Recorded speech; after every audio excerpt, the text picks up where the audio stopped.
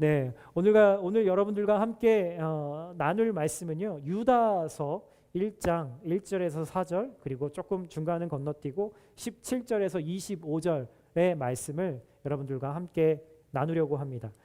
우리 우리말 성경으로 버전인데요. 우리 함께 제가 1절 또 여러분들이 그 다음 절을 우리 함께 읽어보도록 하죠. 제가 먼저 1절의 말씀을 읽습니다. 예수 그리스도의 종이요 야고보의 형제인 유다는 부르심을 받은 사람들 곧 하나님 아버지의 사랑과 예수 그리스도의 보호하심을 받는 사람들에게 편지를 씁니다. 여러분에게 긍휼과 평강과 사랑이 더욱 풍성하기를 빕니다. 사랑하는 사람들이여, 우리가 함께 얻은 구원에 관해 내가 여러분에게 편지를 쓰려고 마음먹었습니다. 그럼에도 불구하고 그 가운데 성도들에게 단번에 주신 믿음을 위해 싸우라는 편지로 여러분을 권면해야겠다는 생각이 들었습니다. 이는 어떤 사람들이 슬그머니 들어왔기 때문입니다. 이들은 오래전부터 이 심판을 받기 위해 이미 기록된 사람들로서 경건치 못할 뿐 아니라 우리 하나님의 은혜를 음란한 것으로 바꾸며 유일한 주권자이신 우리 주 예수 그리스도를 부인하는 사람들입니다.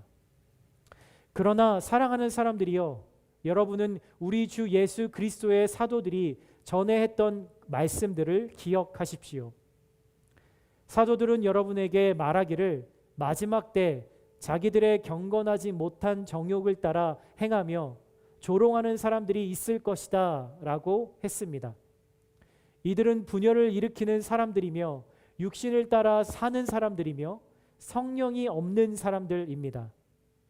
그러나 사랑하는 사람들이여, 여러분은 지극히 거룩한 믿음 위에 자기를 건축하고 성령 안에서 기도하며 영생에 이르도록 하나님의 사랑 안에서 자기를 지키고 우리 주 예수 그리스도의 긍휼을 기다리십시오. 의심하는 사람들을 불쌍히 여기십시오. 또 어떤 사람들은 불에서 끌어내려 구원하십시오. 또 어떤 사람들은 육체로 더러워진 옷까지도 미워하지만 두려운 마음으로 불쌍히 여기십시오. 여러분을 지켜 넘어지지 않게 하시고 기쁨 가운데 그분의 영광 앞에 흠없이 서게 하실 수 있는, 함께 읽을까요? 유일하신 우리 구주 하나님께 우리 주 예수 그리스도로 말미암아 영광과 위엄과 능력과 권세가 만세 전부터 그리고 지금과 영원 무근토록 있기를 빕니다. 아멘. 아멘. 오늘 여러분들과 함께 나눌 말씀의 제목은요, 믿음을 지키기 위해서 힘써 싸우라라는 제목이에요.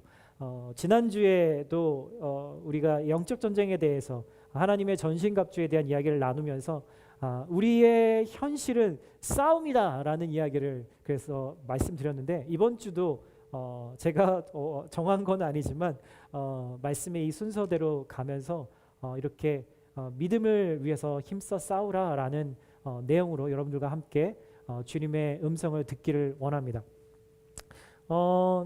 여러분 혹시 사기당해 보신 적 있나요?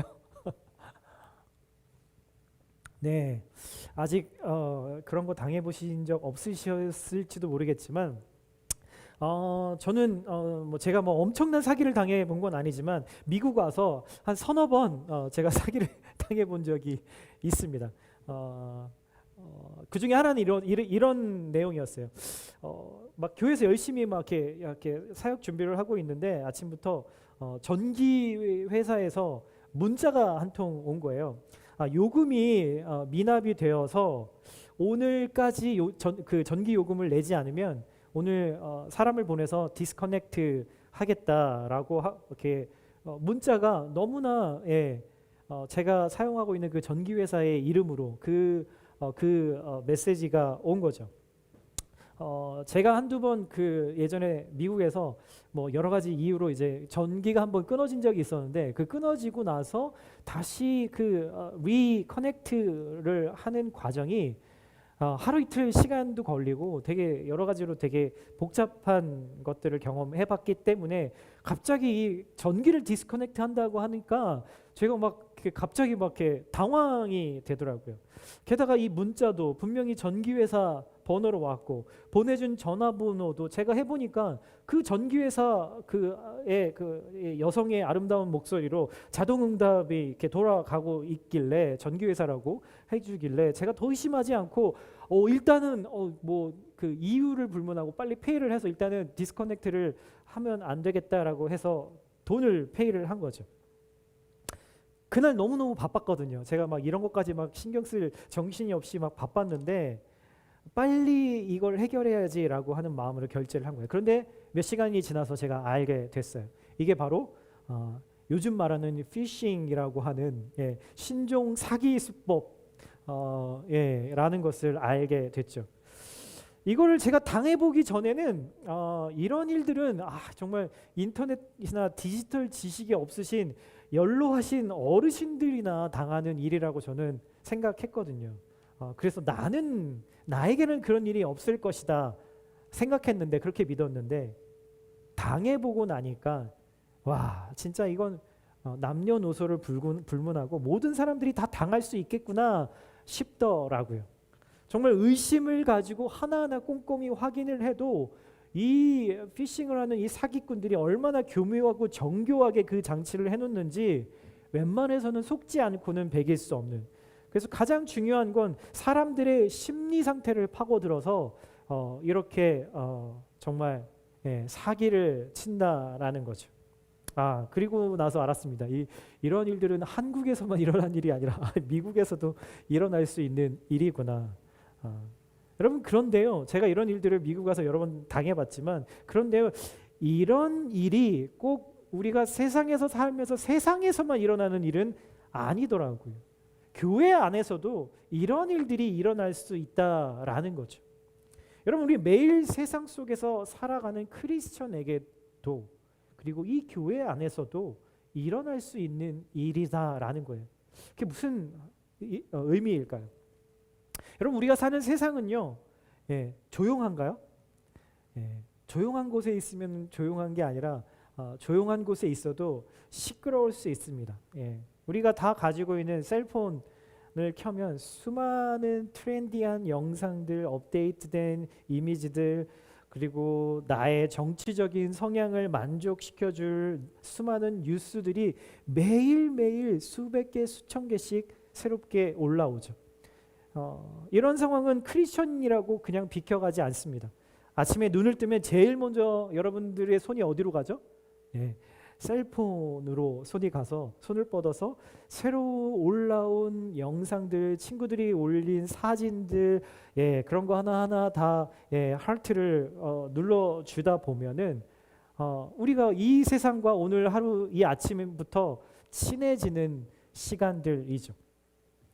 정말 조용한 것 같지만 끊임없이 여러 가지 미디어와 영상들이 우리의 마음을 시끄럽게 합니다. 가만두지 않습니다.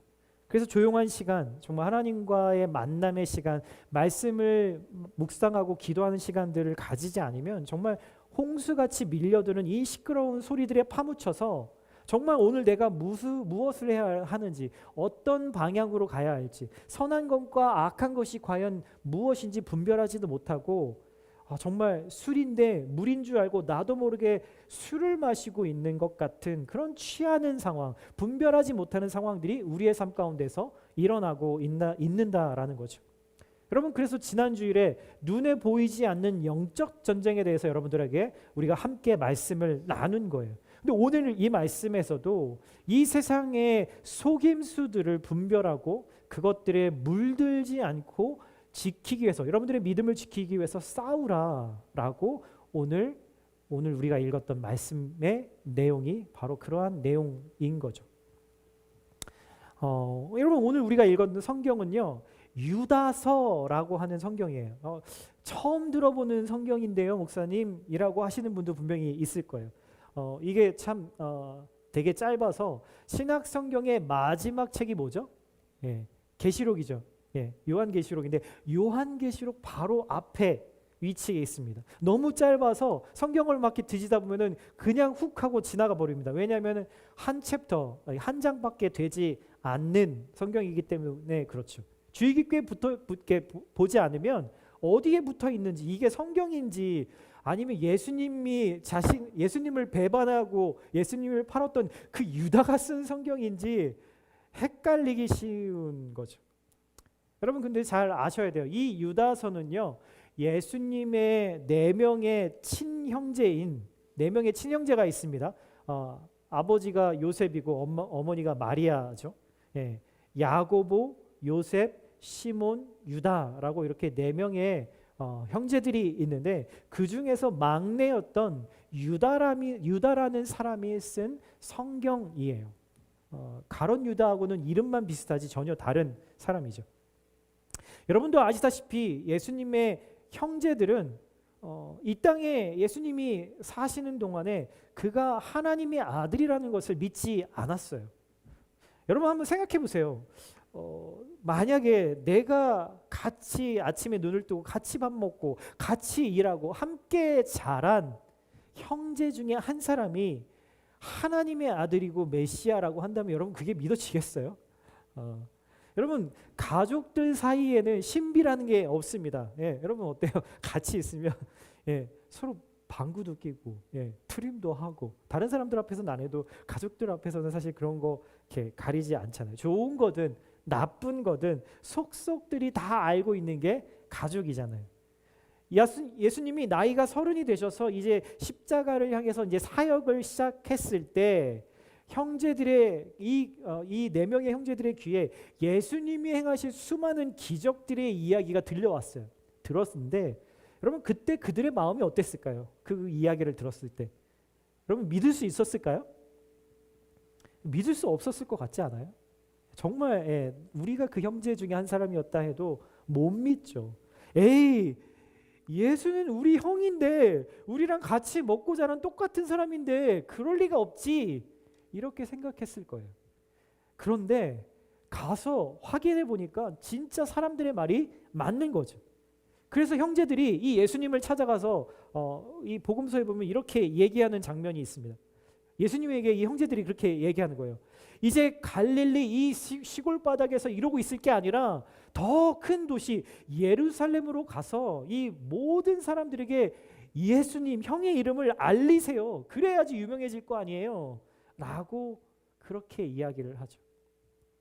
그렇게 말했던 유다가 예수님이 십자가에서 죽으시고 다시 부활하신 예수님을 만나고 예수님이 정말 하나님이 보내신 메시아라는 것을 알게 된 후에 그는 이렇게 오늘 본문의 1절 같이 고백을 합니다. 1절에 이렇게 이야기하죠. 함께 읽어볼까요? 시작.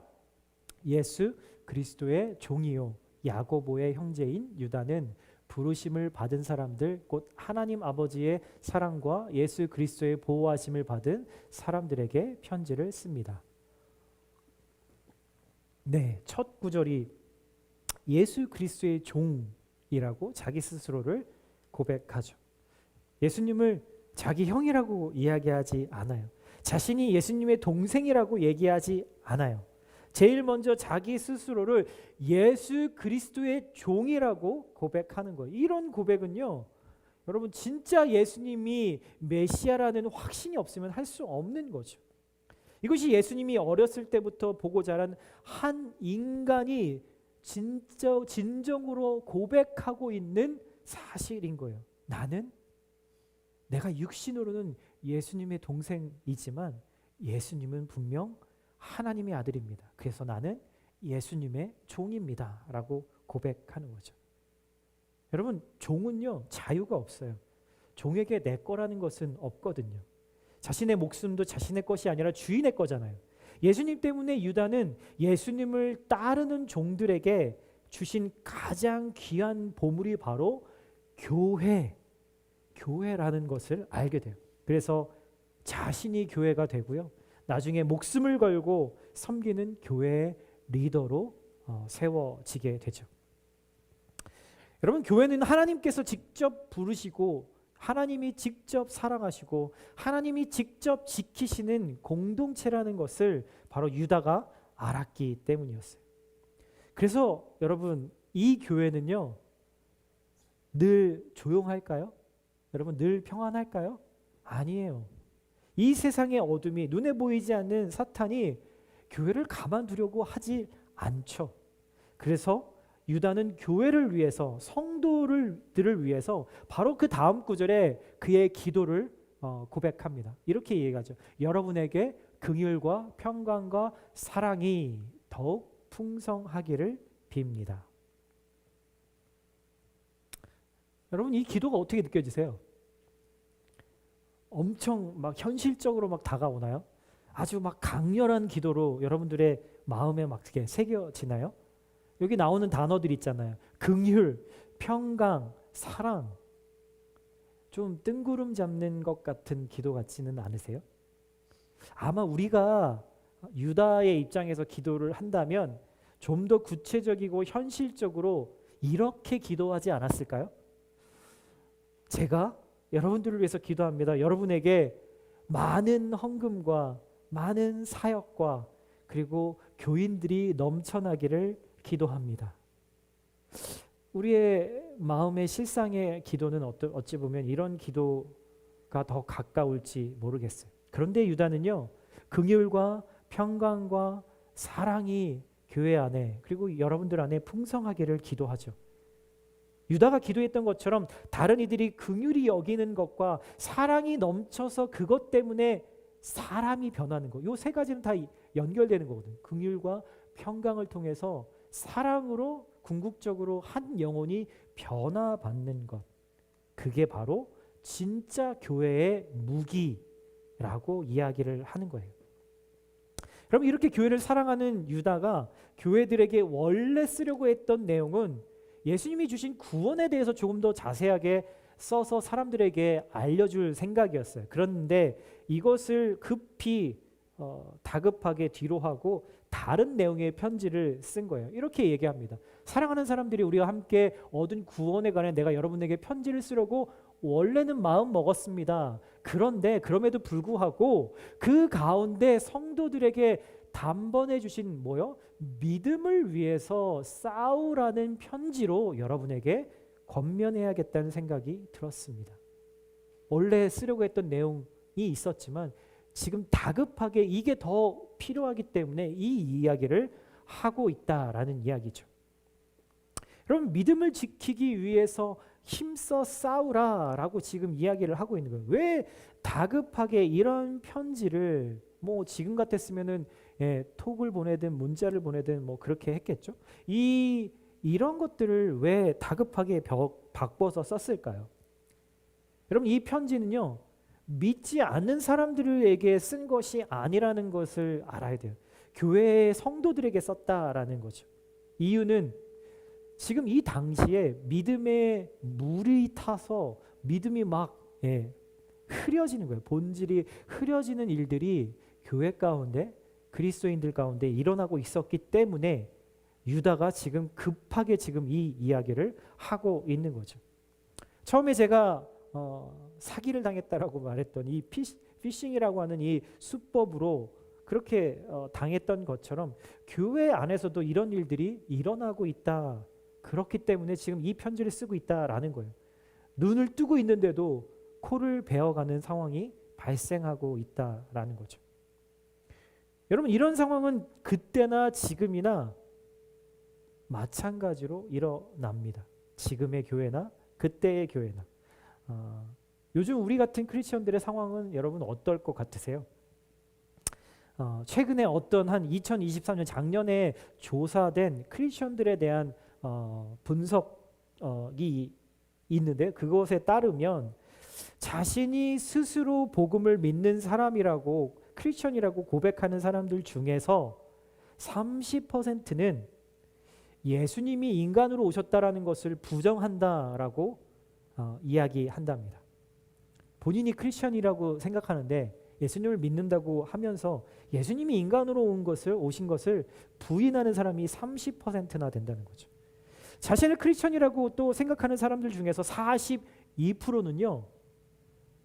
구원을 위해서 교회를 나오고 신앙을 갖는 것이 아니라 단순히 마음의 평안을 얻기 위해서 신앙을 가진다라고 이야기를 한대요. 크리스천 중에 42%가 그렇다라는 거죠. 구원이 가장 중요한 이유가 되지 않는 거예요. 또 크리스천의 46%는요, 거의 절반인데요, 인간의 본성은 선하다고 믿는데요. 성경은 분명 인간의 본성은 죄인이라는 것을 말하고 있는데도 말이죠. 또 22%의 사람은요, 자신의 성 정체성은 하나님이 주신 것이 아니라 개인의 선택의 문제로 여긴다라고 말해요. 여러분들은 어떻게 생각하세요? 유다의 시대에 살았던 사람들, 그 당시에는 현대인이었을 거 아니에요. 그 당시에. 그렇죠? 이 사람들은 대개 예수님이 동정녀 마리아에게서 태어나신 것이나 부활했다는 것, 이런 것들을 믿지 못했을 거예요. 그 당시의 사람들이라면. 왜냐하면 모두가 다 직접 목격한 게 아니니까요. 그리고요, 1920년대 같은 그렇게 기독교가 번성하던 그런 때에 살았던 사람들에게는 성경이 아주 도덕적인 내용이 들어있는 책이다라고는 인정했지만, 성경에 나오는 수많은 기적들은 믿을 수 없다라고 생각했을 거예요. 왜냐하면은 거의 1900년이 지난 후에 사람들이기 때문에 그걸 본 적이 없어서 그랬겠죠. 여러분, 그리고요, 지금 우리가 살고 있는 2024년을 살아가고 있는 저와 여러분 같은 현대인들의 특징은 더 달라졌어요. 우리를 둘러싼 문화는요, 특히나 자기 자신보다 더 높은 권위, 어스토리티에 인정하는 것을 어렵도록 만들어요. 그래서 내 생각, 내가 선호하는 거, 내가 주장하는 것을 반대하거나 가로막는 것이 있으면, 그런 의견이나 그런 생각들이 있으면 강하게 저항하라고 그렇게 말하죠. 여러분, 그래서 이 시대의 트렌드를 퍼다 나르는 미디어는 크리스천들의 신앙이 성경에서 말하는 것처럼 아주 명확하게 정의되는 것을 싫어하게 만들어요. 이거는 A는 B야 라는 그렇게 단호하게 말하는 것을 요즘 사람들은 싫어하죠. 왜냐하면 신앙도 모든 다른 생각이나 이론들처럼 플렉서블 해야 한다라고 믿기 때문입니다. 유두리가 있어야 된다라고 생각하는 거죠. 그래서 사람들은 진리라면은 다양한 의견들을 다 포용할 수 있는 그런 유두리가 있어야 진짜 진리다라고 사람들은 이야기합니다. 그래서 2000년이 넘도록 성경의 말씀으로 세워온 이 신앙의 질서들을 상대적인 관점으로 해석해야 되고, 그리고 지금의 문화에 맞춰서, 현실에 맞춰서 생각해야 한다라고 그렇게 주장하는 거죠. 여러분, 진리는 원래 무슨 뜻인가요? 원래 진리라는 것은요, 타협이 불가능한, 그래서 진리라고 사람들이 부르는 거거든요. 그런데 이 뚜렷한 기준을 무너뜨리고 진리가 없는 그런 기독교를 원하는 사람들이 이 교회 안에서도 점점 많아지고 있다라는 거예요. 여러분들은 어떠세요? 여러분, 유다서를 기록했던 그 당시와 지금 이 상황이 너무나 비슷한 상황으로 가고 있지 않나요? 여러분들의 믿음은 하나님의 말씀 안에 있습니까? 아니면 이 세상의 여론들과 많은 사람들이 주장하는 것들에 여러분들도 타협하면서 플렉서블한 생각으로 여러분들의 믿음을 이리저리 왔다 갔다 하게 하고 계시지는 않나요? 소위 트렌디한 사람이 되기 위해서 여러분들의 믿음을 잡았다 당겼다 하고 계시지는 않나요? 여러분, 믿음이라는 게 뭐예요? 믿음이라는 말은요, 우리 같은 죄인된 인간의 유일한 구원의 소망이 바로 예수님이라고 하는 그 신뢰하는 마음의 태도를, 그분이 바로 예수님이라는 마음의 태도를 바로 믿음이라고 이야기를 하죠. 좀 더 정확히 말하면요, 믿음은요, 내가 믿는 행위를 말하는 것이 아니라 내가 무엇을 믿느냐, 내가 누구를 믿느냐, 그 대상에 대한 이야기입니다. 왜냐하면 믿는다라는 것은, 우리는 사실 우리 스스로를 완전히 100% 신뢰할 수 없잖아요. 우리는 이랬다 저랬다 하기도 하고 늘렸다 줄였다 하기도 할 수 있는 사람들이니까. 근데 믿음의 대상이 진리라면, 믿음의 대상이 변하지 않는다면, 예수님이 그러시죠. 예수님은 절대 바뀌거나 흔들리지 않는 분이시기 때문에 우리의 믿음의 대상이 되시는 분이에요. 그래서 오늘 본문의 3절에 우리가 함께 얻은 구원, 단번에 주신 믿음이라는 말을 보면 이미 유다서가 기록된 그 시대에 살던 크리스천들에게는 그들이 과연 무엇을 믿어야 하는지에 대해서 모두가 다 공통된 커먼한 믿음을 가지고 있었다라는 거죠. 그래서 바울 사도가 에베소서에 뭐라고 얘기하냐면 하나의 믿음만 있다라고 이야기를 하는 거예요. 이런 믿음, 저런 믿음, 저런 믿음이 아니라 오직 그리스도인에게는 한 가지 믿음밖에 없다라고 이야기를 하는 거예요. 그런데 이 하나의 믿음이 너무 고리타분하고 융통성이 없으니 조금씩은 시대에 맞게 변화해야 한다고 말하는 사람들이 늘상 생겨나는 거예요. 교회 안으로 들어와서 교인이 되고 나서도 또 그런 생각들을 하게 되는 거죠. 성경은 이런 사람들을 뭐라고 부르냐면 거짓 교사들이라고 얘기해요. 무언가를 가르치는 사람만을 의미하는 것은 아니고요. 거짓된 믿음을 가르치고 전파하고 그렇게 유행을 퍼뜨리고 전염시키는 사람들을 불러서 그렇게 거짓 교사다라고 부르죠. 마치 여러분 화살을 쏘면요, 정확하게 관역의 그 정중앙에 맞아야만 되는데 조금 빗맞아도 괜찮다고 여기는 거예요. 그냥 조금 빗맞았지만 그냥 통과한 것으로 여기겠다라는 거죠. 그런데 성경은요, 우리가 믿어야 될 대상이 누구인지, 그리고 우리가 어떻게 그 믿음에 반응해야 하는지에 대해서 아주 분명하게 말하지 애매모호하게 말하고 있지 않다라는 거죠. 그래서 본문 오늘 4절에 이렇게 이야기합니다. 한번 같이 읽어볼까요? 시작. 이는 어떤 사람들이 이 심판을 받기 위해 이미 기록된 사람들로서 경건치 못할 뿐 아니라 우리 하나님의 은혜를 음란한 것으로 바꾸며 유일한 주권자이신 우리 주 예수 그리스도를 부인하는 사람들입니다. 사실 중간의 말씀을 우리가 다 읽지는 않은데 그 안에 구약의 세 가지 사건이 나옵니다. 구약에서 하나님을 향해서 배신하고 하나님을 향해서 말씀을 거역했던 대표적인 사건들이 나오는데 그 중에 하나가 바로 소돔과 고모라 사건을 언급해요. 음란함이 만연한 것을 버려두다가 그냥 놔두고 살다가 소돔과 고모라가 망하게 된 것, 그것을 기억하라고 강조하죠. 여러분, 초대교회 당시에도 지금처럼 교회 안에 성적인 문제들이 있었어요.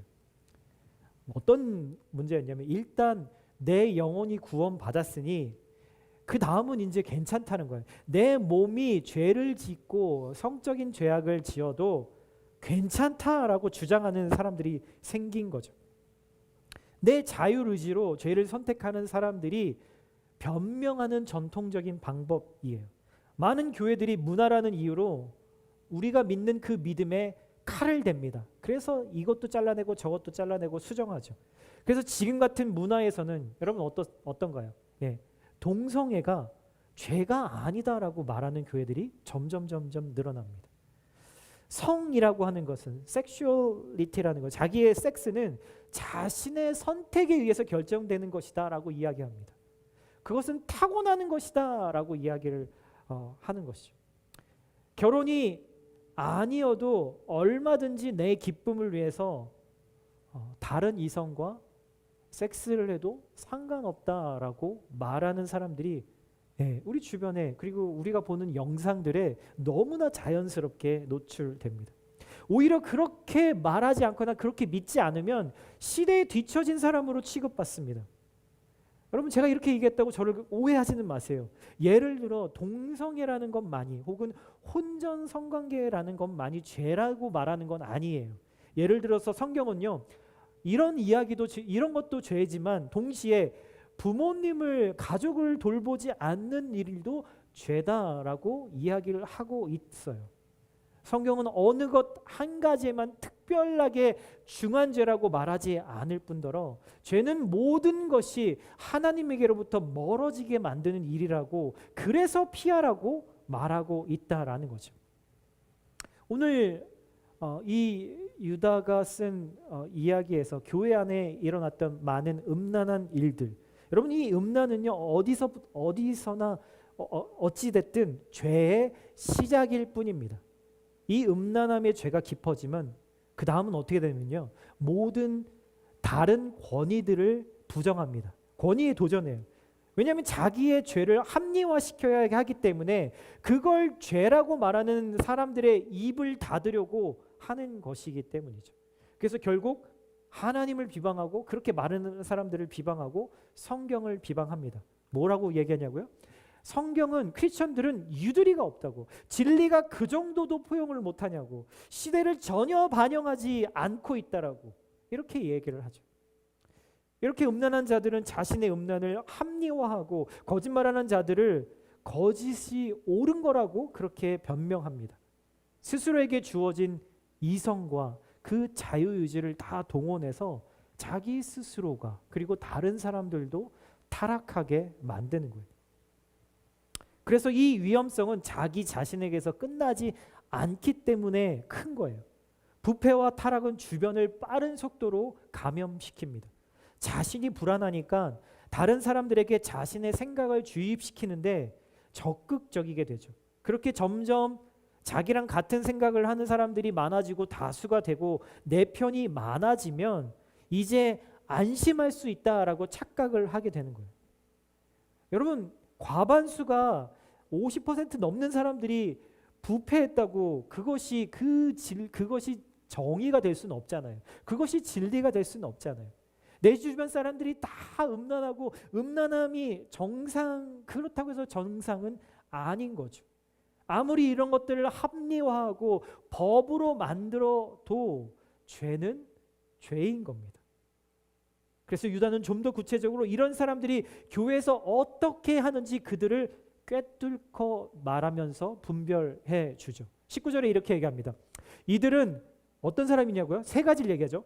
분열을 일으키는 사람들이고, 육신을 따라 사는 사람들이고, 그래서 그 사람들은 성령이 없는 사람들입니다 라고 얘기를 해요. 여러분, 성경에서 악하다라고 말하는 것을 쉽게 말하면 무슨 말인지 아세요? 다른 사람을 내가 못 견딘다라는 뜻이에요. 여러분, 이게 악하다라는 뜻입니다. 다른 사람을 못 견디는 거예요. 그래서 악한 사람들의 주된 일은요, 분열을 일으키는 거예요. 왜냐하면 자신의 내면에서부터 분열을 겪고 있기 때문이거든요. 지난 주일에 나누었던 것처럼 예수님께 먼저 내가 지지 않으면 내 안에서 성령님과 내 고집이 나뉘어져서 분열을 겪는 것과 마찬가지예요. 성경만이 이 비밀을 우리에게 가르쳐줘요. 이들은 성경은 육체에 속한 자들이라고 말해요. 예수님께 자신의 삶의 주인의 자리를 드리지 않고 내 고집이 주인이 되기 때문에 바로 그런 것이죠. 이런 사람들은 늘 불안합니다. 늘 만족이 없어요. 늘 평안하지 않아요. 그래서 더 권력을 가지려고 합니다. 그래서 자기 편을 늘리고 그리고 무리를 짓고 언제나 세력을 만들려고 하죠. 여러분, 사람은요, 혼자서는 결코 사람다워지지 않아요. 오직 사람과 사람 사이에서 살 때 힘들어도 그 공동체 안에서, 가정 안에서, 학교 안에서, 직장 안에서, 그러한 공동체 안에서 내가 다뤄지고 깎여야지만 우리는 하나님이 지으신 그 모습 그대로 사람다워지게 되는 거예요. 그래서 성경은 우리에게 결혼을 얘기하고 가정을 이루라고 얘기하는 거예요. 왜냐하면 그 안에서 우리의 모난 성품들이 깎이기 때문이죠. 그래서 이 영상을 보고 있는 우리 아직 미혼이신 분들 모두 다 결혼하실 수 있기를 예수님의 이름으로 축복합니다. 여러분, 신앙의 궁극적인 목적은요, 뭔가 멋진 사역을 하거나 멋진 것들을 이루는 것이 아니라 내가 성숙해지는 거예요. 하나님이 창조한 사람처럼 사람다워지는 것이 바로 신앙의 궁극적인 목적입니다. 교회는 이렇게 미성숙한 사람들, 사람다운 사람들이 되려고 하는 사람들이 모여 있는 곳이에요. 그런데 이런 깎이는 성숙함에는 관심이 없는 사람들도 교회 안에 많습니다. 내가 어떤 인격으로 가정에서, 학교에서, 직장에서, 교회에서 열매를 맺으며 살아가는지에 대해서는 관심이 없고 그저 기독교가 주장하는 교리 정도만 내가 인정하면 나는 그냥 좋은 크리스천, 굿 크리스천이라고 믿는 사람들이 참 많습니다. 또 어떤 크리스천들은요, 내가 무엇을 믿는지는 상관없어요. 그냥 내가 착한 사람으로만 살면 나는 좋은 크리스천이라고 믿는 사람들도 의외로 많습니다. 여러분, 차라리 알려진 이단들 있잖아요. 뭐 여호와의 증이라든가 구원파라든가, 이런 사람들은 이미 우리가 알고 있기 때문에 조심도 하고 그들과 싸울 수 있거든요. 그런데 이렇게 종교라는 것으로 자신을 가리고 세상의 여론과 소리에 자신의 믿음을 이리 바꾸고 저리 바꾸고 하는 사람들, 특히 교회 안에 있으면서 그런 사람들은 정말 이단으로 식별하기도 쉽지 않습니다.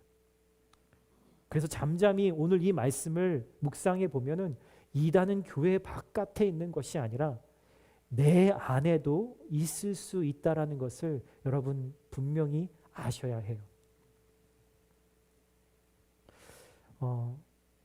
요즘 여러분들이 세상을 살아가다 보면은 학교에서나 직장에서나 어디에서나 이런 식의 얘기를 많이 들을 수 있을 겁니다. 자막이 조금 깨졌는데 제가 이렇게 얘기해 드릴게요.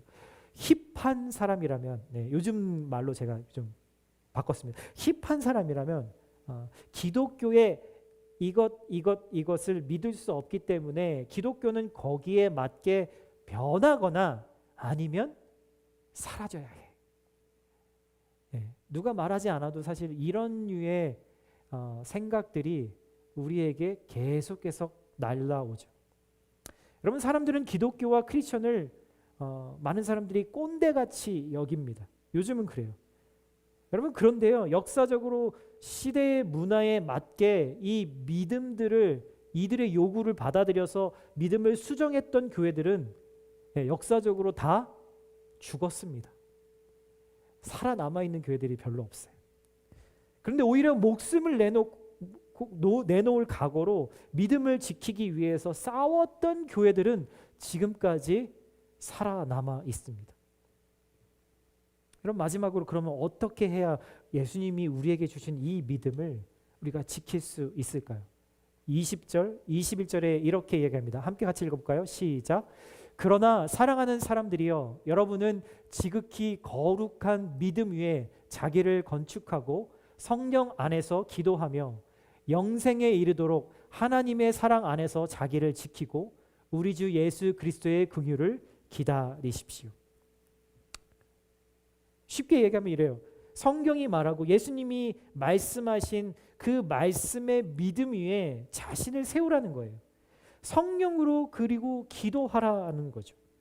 오직 아버지의 사랑 안에서 자신을 지키고 예수님의 긍휼하심만을 의지하라라고 이야기를 해요. 그러면 오늘 하루 내 믿음을 지킬 은혜를 우리 주님이 나에게 부어주신다라는 거죠. 여러분, 신앙은요, 어느 누구에게나 하루치예요. 하루만큼이에요. 그럼 매일매일 이 양식을 먹지 않으면 안 돼요. 그래서 매일매일 하나님 앞으로 나아가야 되는 거죠. 믿음은 우리가 스스로 만들어낸 것이 아니거든요. 이것은 오직 하나님이 만드셔서 우리에게 주신 거예요. 오직 하나님이 예수님의 죽으심과 부활을 통해서 성령 안에서 우리에게 주신 것이 바로 믿음이라는 거예요. 세상과 이 세상의 문화가 야, 네 믿음 수정해야 돼, 바꿔야 돼, 그렇지 않으면 버려라고 말할 때 우리가 세상을 사랑하는 방법은요, 그 요구를 받아들이는 것, 그대로 하는 것이 아니라 유다가 오늘 우리에게 외치고 있는 이 말처럼 저와 여러분에게 주신 이 믿음을 지키기 위해서 힘써 싸우십시오 라고 하는 것입니다. 여러분, 어둠이 더 깊어질수록 사람들은 본능적으로 빛을 갈망합니다. 진리는 바뀌지 않기 때문에 진리인 거예요. 여러분들이 그 진리이신 예수님을 매일매일 그 예수님 앞으로 나아간다면 그 믿음은 많은 사람들에게, 어둠 가운데 있는 사람들에게 분명히 빛으로 임하게 될 것입니다. 그 진리이신 예수님을 이 2024년에도 굳건히 믿고 나아갈 수 있도록 매일 주님 앞으로, 그 은혜 앞으로 나아가는 저와 여러분 되시기를 예수님의 이름으로 축복합니다. 아멘. 아멘.